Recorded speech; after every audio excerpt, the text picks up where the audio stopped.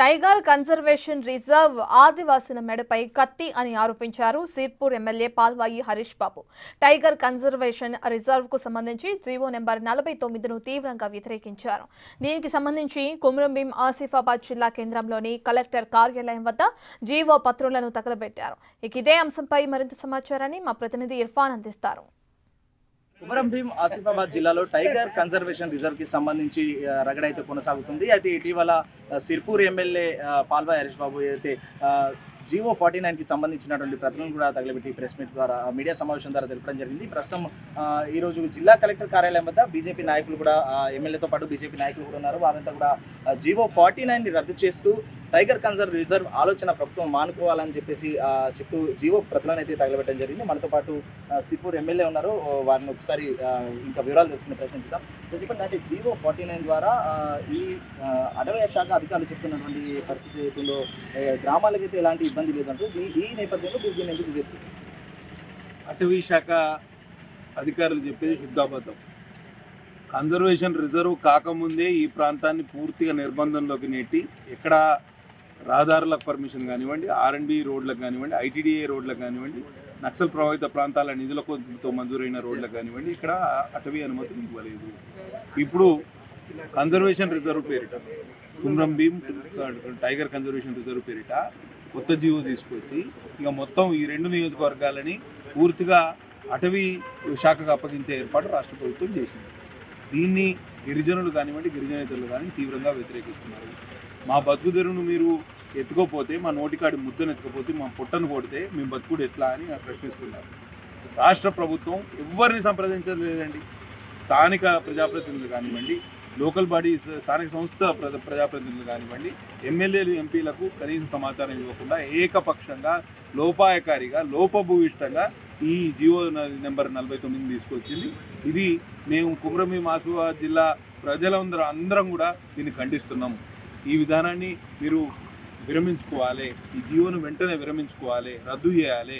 ఇక్కడ ప్రాంత ప్రజలకు అనేక అపోహలు ఆలోచనలు ఉన్నాయి, దాన్ని నివృత్తి చేసే ప్రయత్నం చేయాలి. అంటే ఇక్కడ ప్రధానంగా ఫారెస్ట్ సంబంధించినటువంటి అధికారులు చెప్తున్నారు, కన్జర్వ్ రిజర్వ్ అనేది కేవలం ఇటు వచ్చే ఉపాధి అవకాశాలు పెంచడానికి లాభదాయకంగా ఉంటుంది తప్ప గ్రామాలకు ఎలాంటి ఇబ్బంది ఉండదని చెప్పేసి వాళ్ళు చెప్తున్నటువంటి విషయం. దీనిపైన మీరేమంటారు? అంటే మీకు నా అవగాహన ప్రకారం కన్జర్వ్ రిజర్వ్లో గ్రామాలు ఏమైనా పోయే అవకాశం ఉంది? 100% ఎక్కడ వాళ్ళు గ్రామాలను తరలించాలని తరలిస్తారు. కానీ తరలించిన గ్రామాలకే కవాల్ టైగర్ రిజర్వ్లో రాంపూర్ కానివ్వండి, ఈ మైసమ్మగూడ కానివ్వండి, ఈ గ్రామాలకు కనీస పునరావాసం ఇవ్వక ఆ గిరిజనులు 14 నెలల క్రితం వెళ్ళిపోయిన గిరిజనులు, పునరావాస గ్రామాలకు పోయిన గిరిజనులు మళ్ళీ వాపసు వచ్చే పరిస్థితి. ఎందుకంటే అక్కడ వాళ్ళకు బతుకుదెరువు చూపించలేదు.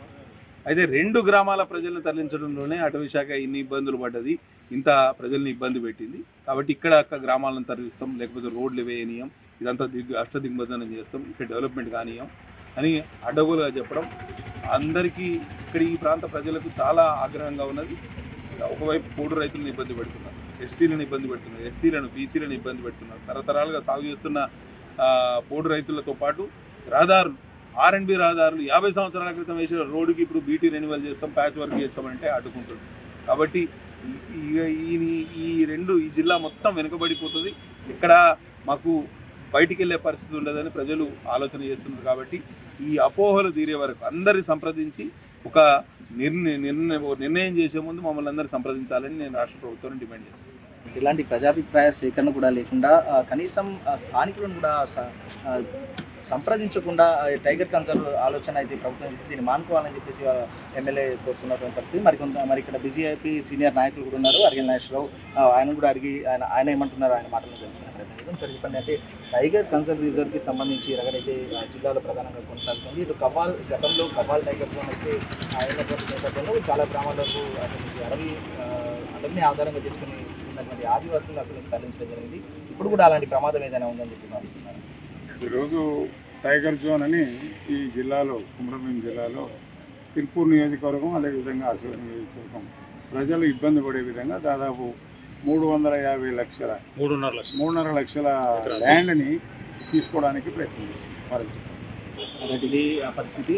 ఇటు ఆదివాసులకు 49 జీవో ద్వారా తీవ్రంగా అన్యాయం జరుగుతుంది. ఇది పోరాటాల గడ్డ కుమరంభీం జిల్లా. ఏదైతే జల్ జంగల్ జమీన్లో భాగంగా జమీన్ కోసం పోరాడినటువంటి గడ్డ, మళ్ళీ అదే జమీన్ కోసం మళ్ళీ పోరాటాలు పునరావృతమయ్యేటటువంటి సందర్భం వస్తుంది. కాబట్టి ఈ జీవో 49ని తీవ్రంగా వ్యతిరేకిస్తున్నాం. ఎట్టి పరిస్థితుల్లో జీవో 49ని అంగీకరించలేదు కాబట్టి దీన్ని రద్దు చేయాలని చెప్పేసి ప్రధానంగా డిమాండ్ చేస్తున్నారు.